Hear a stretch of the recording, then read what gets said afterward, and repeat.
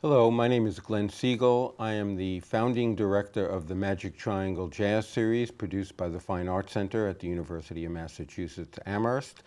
We've been doing it for 29 years, and tonight we are presenting the great pianist Dave Burrell in a solo performance. It's an honor to have you here. Well, it's an honor to be here. Thank you, Glenn. Dave Burrell crams a century of jazz history into every chugging stride episode and churning dissonance, writes Francis Davis in The Village Voice. Encyclopedic as well as eccentric, he's a living treasure. Born in Middletown, Ohio in 1940, Dave Burrell's family moved to Harlem before moving to Hawaii in 1946. He studied music at University of Hawaii before transferring to Berklee School of Music in Boston in 1961. He worked in Boston, then settled on the Lower East Side of New York City in 1965 after graduating with a degree in music composition. He soon joined the bands of Pharoah Sanders, Marion Brown, and Archie Shepp, resulting in a series of now classic recordings. His first album as a leader was High 1, High 2 in 1968. He's released over 40 recordings as a leader and has appeared on over 150 others. Some of your earliest collaborations were with saxophonist Marion Brown and Archie Shepp, two icons who had very deep roots in the Pioneer Valley. Marion lived here for most of the 1980s into the 90s, and Archie Shepp, tenured professor at the University of Massachusetts for many, many years. How did you meet them, and how do you think of both of them with the passage of time? Well, I think that my feeling about both of them has become even stronger than it was in the 60s. And in the 60s, they were elders and teachers for me that were very, very patient and influential. So with Marion, he had the respect of intellectuals because of his thesis on Ornette Coleman. And with Archie, he had their respect because he was a professor at University of Buffalo. Mm-hmm. Uh-huh. And how did you meet them? You met them in New York? Yes, on the Lower East Side, East 3rd Street between 1st and 2nd Avenue was my $40 a month flat with a bathtub in the kitchen. And Archie lived at 27 Cooper Square, which was almost to the corner of 8th Street and the Bowery. Mm-hmm. Nice. And so were you in working bands with both of them? I know you recorded 3 for Shepp, Marion's record, and were on a slew of Archie's records for Impulse and other labels. Were those working bands? Yes, they were working bands, but remember now in the 60s, working meant several times a month, one night. Mm-hmm. And that was the only visibility that you were able to muster. But it was a time when word of mouth meant a lot. Marion was hitting the pavement a lot more than Archie was. And so he was at Slugs, the nightclub that seemed to become headquarters during the 60s. So I could say that Marion brought Archie into my world. And what we ended up doing with Archie Shepp was adding a piano to what he already had with Roswell Rudd on trombone, Beaver Harris on drums, and different bassists, in particular Jimmy Garrison. Tell us about some other musicians who influenced you as you were coming up in the music. Well, Pharoah Sanders was very direct and blunt because he was already John Coltrane's protege. And I remember once when they came back from Japan, I think it was '66, he said, you know, you have to change your sound. And I said, what do you mean? I said, you have this generic sound as a pianist. It sounds somewhere in between church and classical. And I said, well, how do I change? And he said, well, there's a book out by Nicholas Slonimsky that has the thesaurus of scales and melodic patterns. And me and John practice out of it every day. And I said, oh, how many pages do you do? And he said, we do 20 pages a day. So I said, well, why don't you and I do 20 pages? And he said, okay, let's start right now. And me in my key and him in tenor saxophone key started, and I saw Javanese scale, Japanese scale, Indian raga. And after I played these scales for 20 pages, I already had a different command of the keyboard. Wow. And how about at Berklee School of Music? Who were your biggest influences when you were a student? The people that were seniors, the most outstanding influence, I think, was Gary Burton, because he would talk to the freshmen and encourage us. And he led by example. For example, when they said lights out in the dormitory, he just put on his earphones and get his electric keyboard out. And we say, what's going on, Gary? He said, well, I'm going to play a little bit more, maybe till midnight. I'm going to go back over Bach fugues and preludes. And I thought, wow, that's dedication, you know. And this is at a time, 1961, when nobody had that kind of equipment. Mm-hmm. Wow. And how does Quincy Jones fit into the equation? Was he in Boston at that time also? Right. He was also an influence, and because of his reputation, I didn't personally know who he was, but what the composers that were seniors and advanced did was take their charts down to the basement and have the recording band go over them for you and point out the mistakes.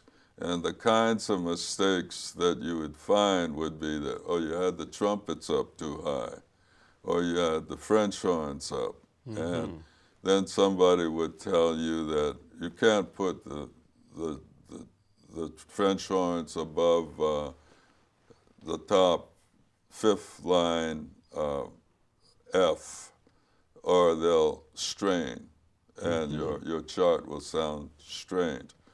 So those pointers were the kinds of things that all of the seniors, like Quincy, needed to know. And after asking around exactly who he was, found out that he was connected to everybody from Lionel Hampton to Frank Sinatra in the realm of the 1960s. Wow, wow. You are very well known for integrating stride and ragtime and earlier piano styles into your very modern music. How did your interest in those earlier piano styles develop? My dad was from New Orleans, born in Alexandria, Louisiana. And he used to say to me that if you don't really know anything about the early beginnings of jazz, how are you going to be credible in the avant-garde?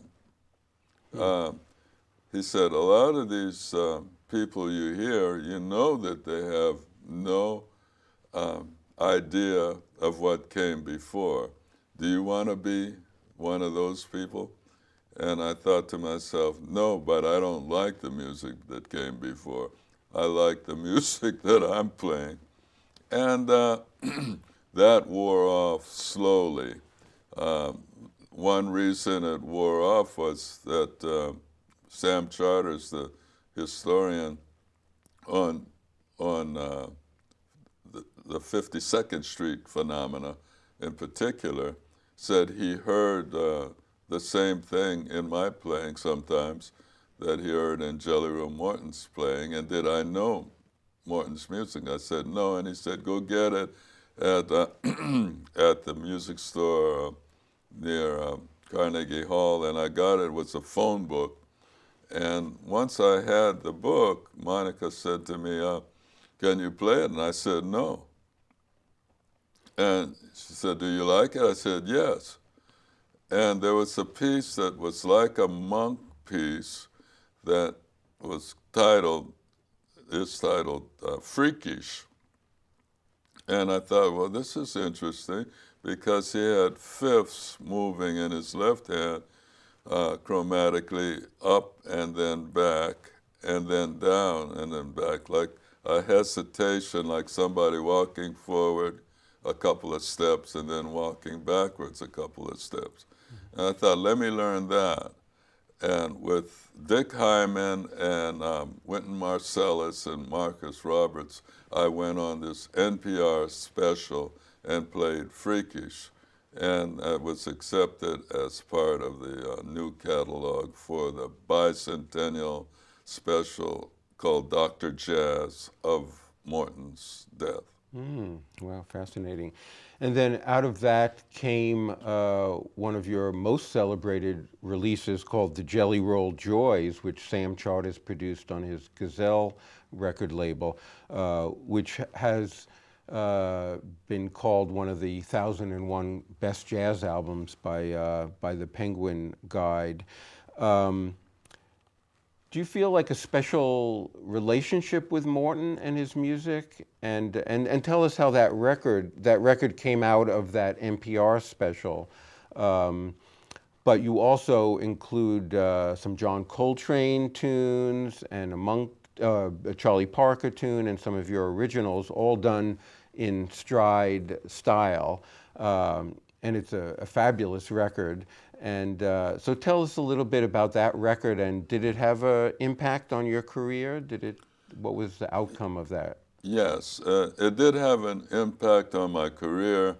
I think that the opportunity to record right then and there was not my choice. I would have waited. I always thought that if I waited, I'd get better.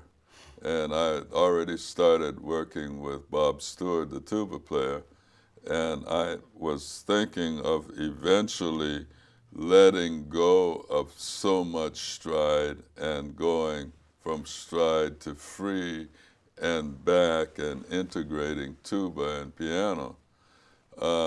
We got a little bit of that accomplished during our collaboration, me and Bob Stewart.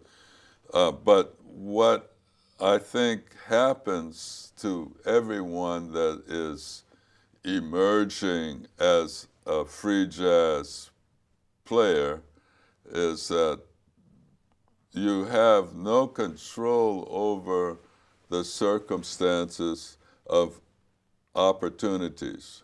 And if one does not seize each opportunity, as you know, they're fleeting. And so you record and then everyone says, aha, that's where you are going now. You're going backwards. And some experts would say, well, he's going backwards in order to go forward with more of a foundation.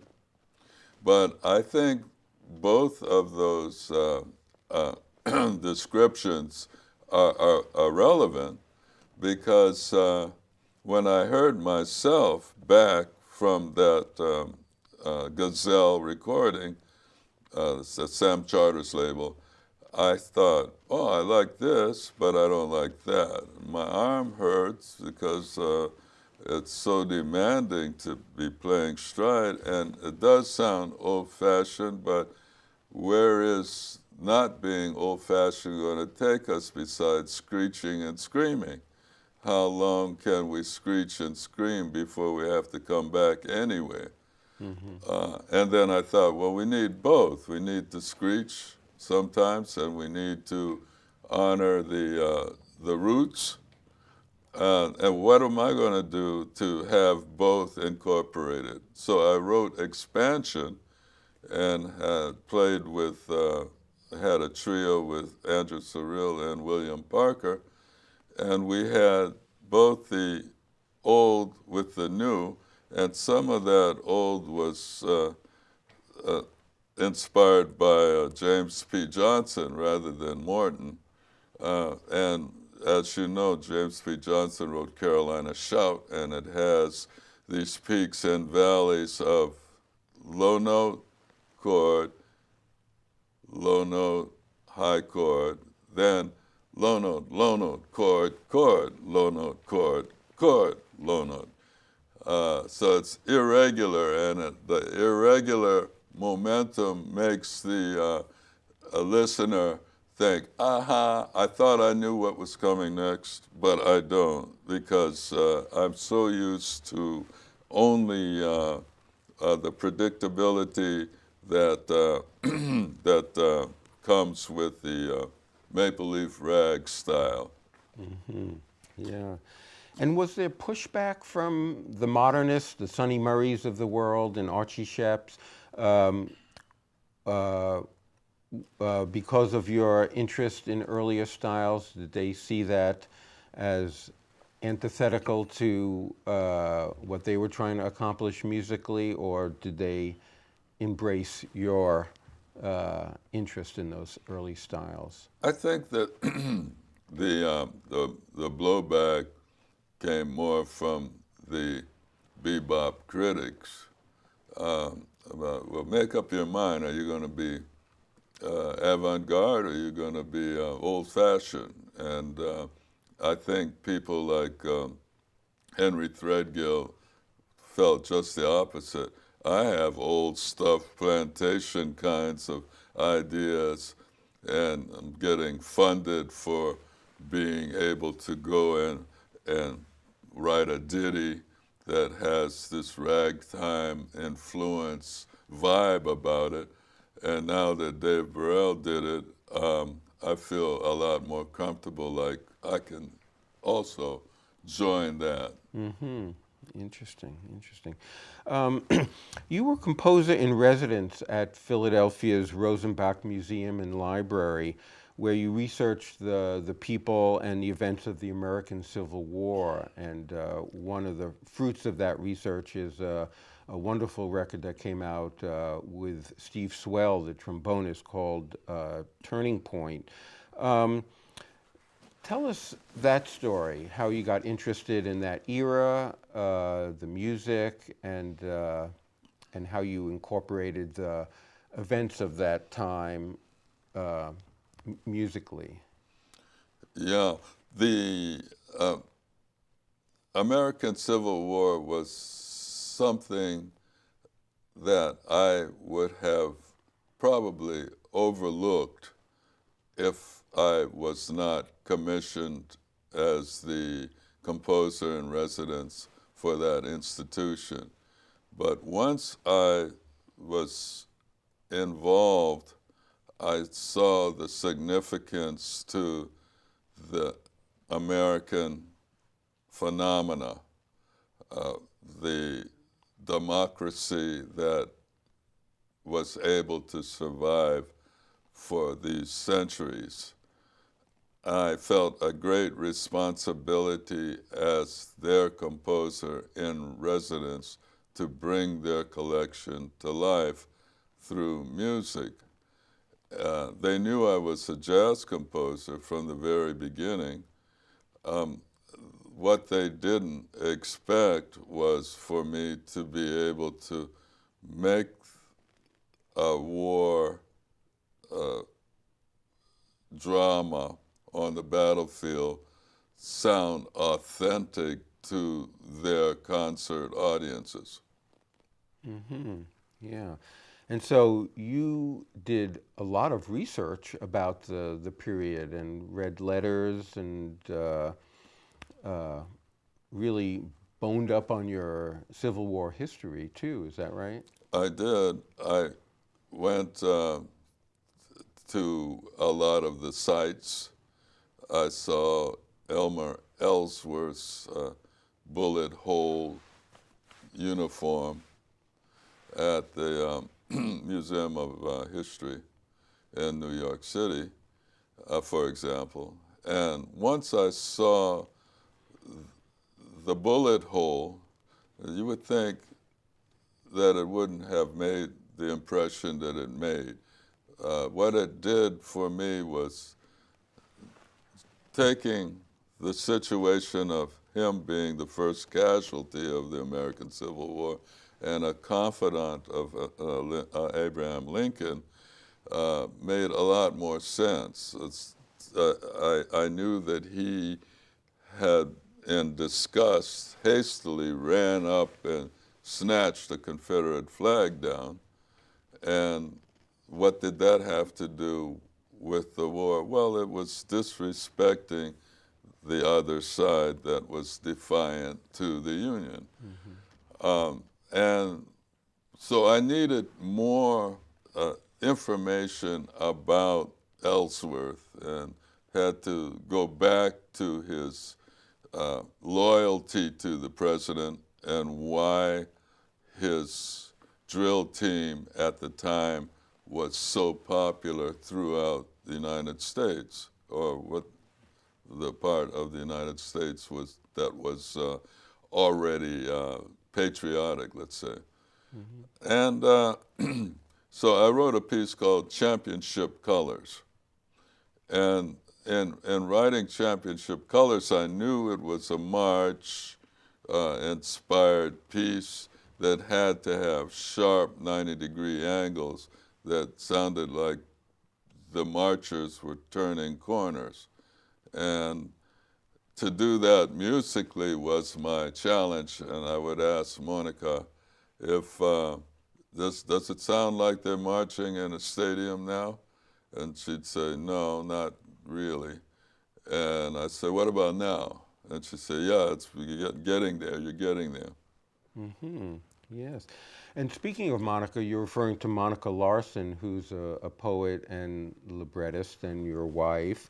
And you wrote an opera with her called Winwood Passages in the late 70s. What drew you to opera as a form to convey your musical thoughts? And tell us a little bit about the storyline of the opera. Right. I was drawn to opera through my parents. They were both opera singers. My dad was inspired by Paul Robeson, my mom, by many different divas, including Marian Anderson. But they met at Fisk together and were in the Jubilee Singers in Nashville. And in Hawaii, my mom started her own opera company called the Winwood Opera Guild. And, so at this company, she was able to do lead parts that otherwise would have been denied to her as a woman of color. And one of her favorite composers was Puccini. And I was always told that opera was the highest art form, and I knew about jazz composers that had done different kinds of opera, and it was so very much a taboo to fuse. And then I thought, well, wait a minute, Now, fusing styles, what about jazz rock? What about the blending of other kinds of music, Broadway and Hollywood? So I thought, well, maybe in the avant-garde it hadn't been done, and then I found out even that was not completely true. Mm-hmm. Yeah. And tell us about the story. Give us a broad outline of the story of Winwood Passages. The centerpiece of the story is that a black family moves from Harlem to Hawaii, based on my family, to find a better life. And they move into a valley with Hawaiians, and they share their differences and their similarities to the point where in 1959 there is a celebration of statehood. And some of this rhythm and blues band formed by the African-American boy, some of the players want statehood and some do not. There's a fight under the American flag or in back of the flag that symbolizes this tension. The opera moves forward from that point and it moves back to earlier childhood situations. Mm-hmm. Beautiful.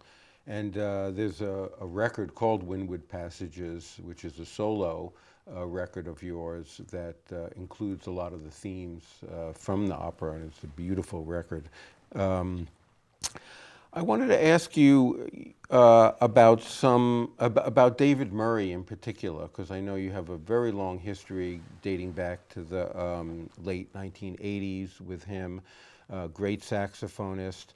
Tell us how you met him and what your relationship is with David Murray. Yeah, David Murray helped me a lot because he liked the music of Winwood Passages, and Monica and I and his friends and the friends that I made from collaborating with him, from duos to octet and everything in between, we spent a lot of time on Winwood Passages in the development and recording opportunities. Mm-hmm. So when he would have a recording session, I'd say, hey, David, you know, I have something from Winwood Passages. Oh, sure, you know, you can put it in. Let's try it. You got the music with you? Yeah, I do. And we'd play, and at the time, as you know, David was so very popular. He was just very kind to me. Mm-hmm. Yeah.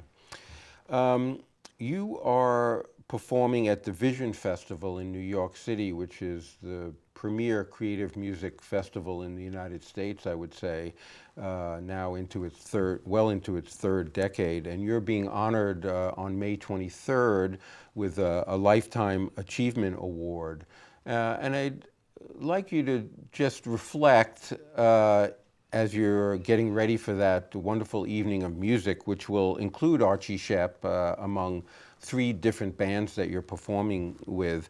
But just reflect a little bit now that you're 77, about your career and what the music has meant to you and how you've lived your life as a creative artist in America. Well, the honor means something of a feeling of pride, and I'm proud to be honored in this way. I feel the love and respect and